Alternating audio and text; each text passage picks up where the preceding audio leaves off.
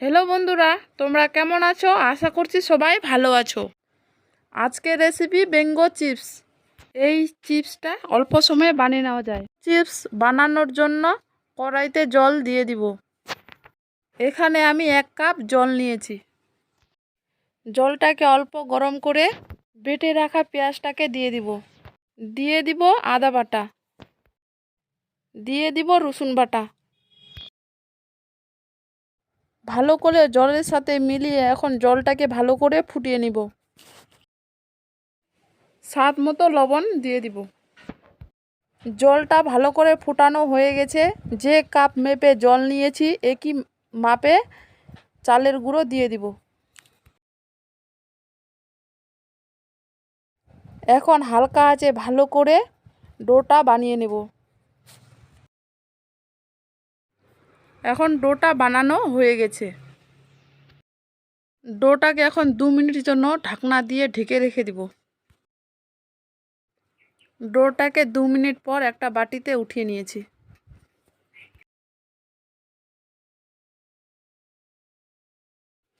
ডোটা এখন ভালো করে মেখে নেব। ডোটাকে একটু গরম অবস্থায় মাখতে হবে।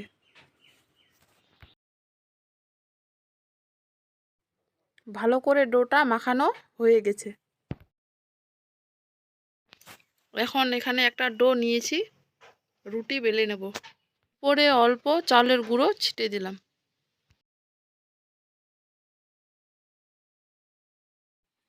তাহলে রুটিটা বেলার সুবিধা হবে। এই বিঙ্গো চিপসটা বাড়িতে খুব সহজে বানানো যায়। বিঙ্গো চিপসটা বাড়িতে একবার হলেও বানাবেন, খেতে দারুণ লাগে। রুটিটা বানানো হয়ে গেছে। এখন একটা ছুরি দিয়ে চারিদিকে সমান করে কেটে নেব।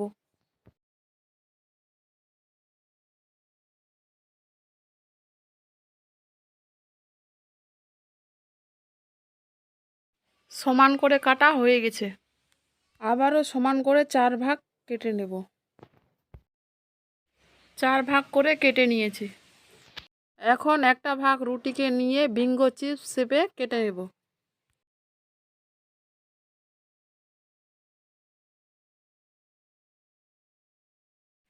খুব তাড়াতাড়ি করে কাটা হয়ে গেল।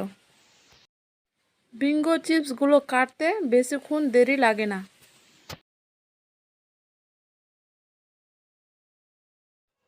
এখন আমি একটা কাঠি নিয়েছি, কাঠিটা দিয়ে বিঙ্গো চিপসগুলোতে ফুটো করে দেব।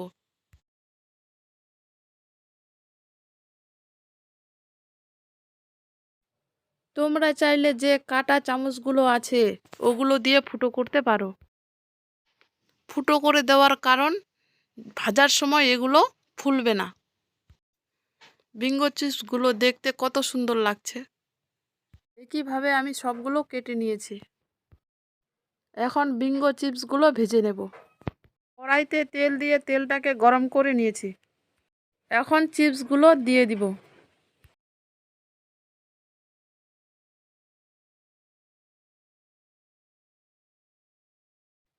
এখন চিপসগুলোকে হালকা আঁচে উল্টে পাল্টে ভেজে নেব।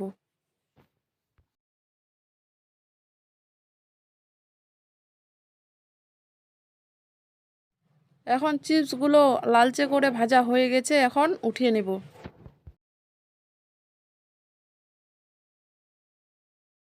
সবগুলো চিপস ভেজে একটা থালাতে উঠিয়ে নিয়েছি।